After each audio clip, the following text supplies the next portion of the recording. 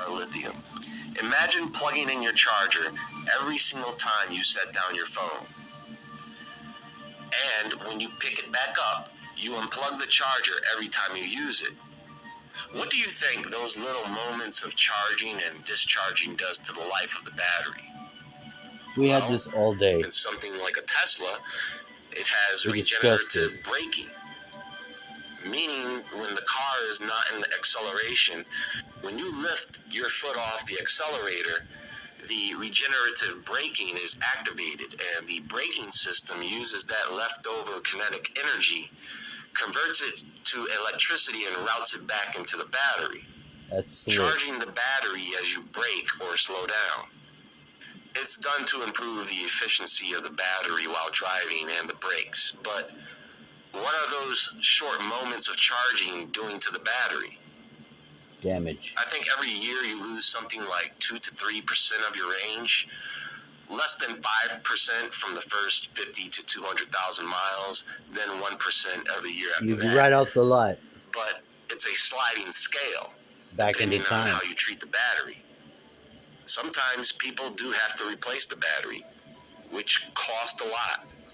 Hell of a lot. Tires have to be replaced, brake pads, fluids. It doesn't need an oil change, but there is oil in the motor box that needs to be changed. The motor and everything else will probably outlast the battery twice over. So it's almost like these cars are made to have at least one battery replacement for its extended lifetime. You normally would buy a car and expect Tesla that. with an 8-year or 100,000 mile battery warranty, but after that, it would be hard to sell the vehicle, and if you wanted to keep it because the rest of the car is still in pretty good condition, you might have to spend $15,000, $20,000 to replace the battery so that you can go another 100,000 miles or so. Zero emissions. What a crock. The charging stations put out electric power that is produced partly by burning coal. Yeah. And the amount of CO2 emissions released to make the battery of the car, it takes about half the lifespan of the car to start making up for all that CO2. Aren't we doing this to our human body? Actually causes less CO2 emissions than aren't we carbon-based? Yes. We already know the answer. This is already playing out wrong. These cars are nothing more than a novelty right now. Yeah, he's not wrong. He's right. But what I'm saying is, right now they're really nothing special to look at all. Reacting wrong. At least the ones you see on the road.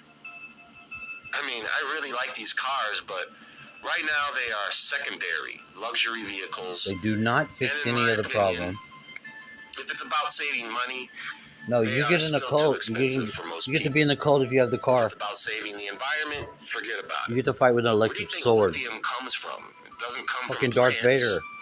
No, they have to mine those minerals, which spits out don't point at mine. All types of gases. Rare earth is coming for you. You can definitely forget about that.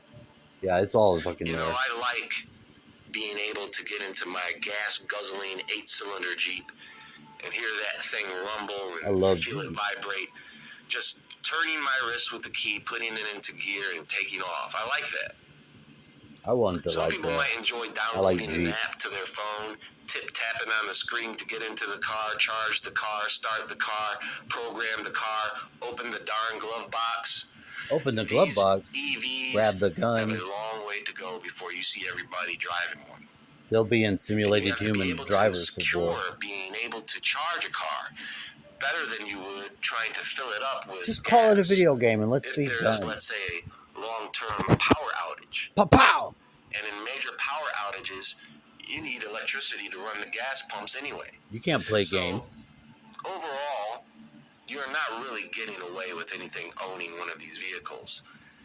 It's just a matter of preference at this point. Your escape velocity increases. Your capture time is lengthened. Vehicles or the autopilot, because in order for that to work properly, you need all vehicles to be autonomous and communicating with one another. You can't have autonomous and manually driven vehicles all on the road at the same time. Oh, you gonna? You make many decisions while driving in advance. Don't ever do your shock for balance.